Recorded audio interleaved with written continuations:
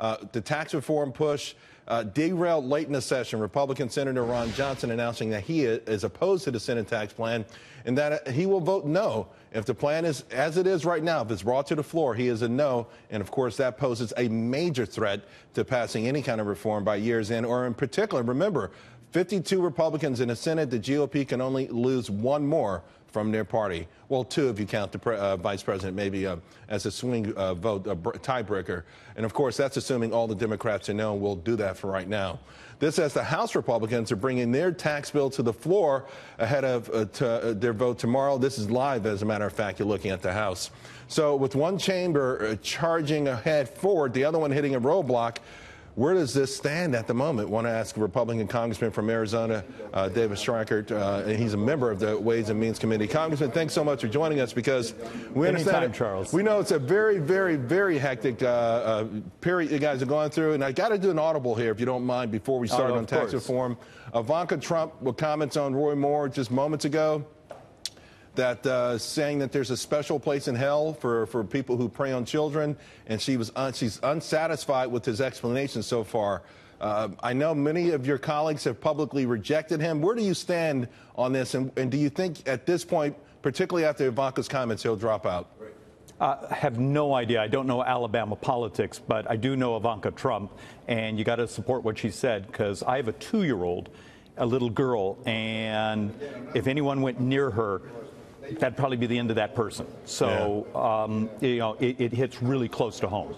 Yeah. I mean, I have a 30-year-old, and I feel the same way. So I understand. It's being father of daughters. I guess we get a little emotional about it. Absolutely. Well, of course, that would mean even greater sense of urgency for Republicans in Congress to get this tax bill done. Oh, yeah. The House, you know what? The House deserves a victory laps that it's taken, not just on the ACA repeal, but on some of the other bills they've gotten through. But let's face it, the Senate continues to be a stumbling block.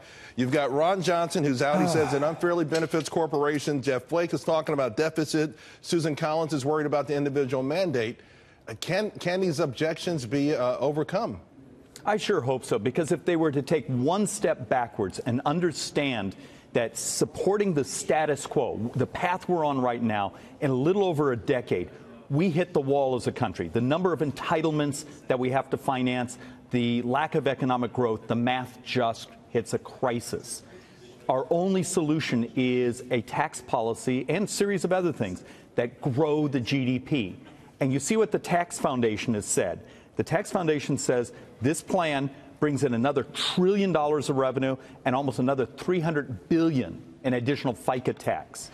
And that growth of the GDP and the economy is the trajectory we need if we're just going to even keep our promises to those seniors who are moving into retirement years. Now, I guess with Senator Johnson, there's some wiggle room. His beef was with the pass-through rates. According to one estimate, that small businesses would gather $362 billion versus large businesses $1.3 billion, $1.3 trillion rather. So maybe there could be some tweaks made there. But again, coming down to the wire, President Trump going to be on Capitol Hill tomorrow. How important is it that perhaps he really dragged all of you guys across the finish line? Because let's face it, it looks like it's going to need some major White House intervention. Yeah, right now the White House intervention is on the other side, down the hall. We call it the Senate. The folks here in the House, every member has had their voice. Now, some are happy, some are grumpy. Some have very, very parochial interests.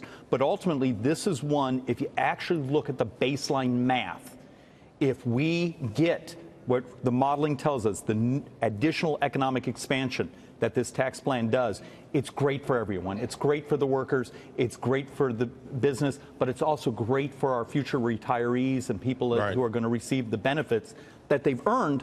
There's just no money in the bank to pay. Very quickly, you talk about parochial interests. Representative King in New York is really, I mean, you know, he went off on Mick Mulvaney, and, you know, he's saying that New York has shut this whole thing down. With the extra money that you guys, both, now that the Senate has identified the individual mandate, the $338 billion, is there a chance to make some changes, perhaps, when the final bill emerges from compromise to the SALT situation? There may be some adjustments to mitigate the high tax jurisdictions, But the reality of it is, when you actually take a look at spending in a tax code, and that's what some of this is, there's spending that is great politics, that gets you reelected, and then there's spending that grows the economy, that ends up being good for all of society. I want to focus on those things that actually are great for everyone instead of just financing out parochial areas that have functionally spent themselves into oblivion. Congressman David Schweikert, always appreciate your time, especially now. Thanks, Charles. We know it's a difficult, trying period. We all appreciate it. Thanks a lot.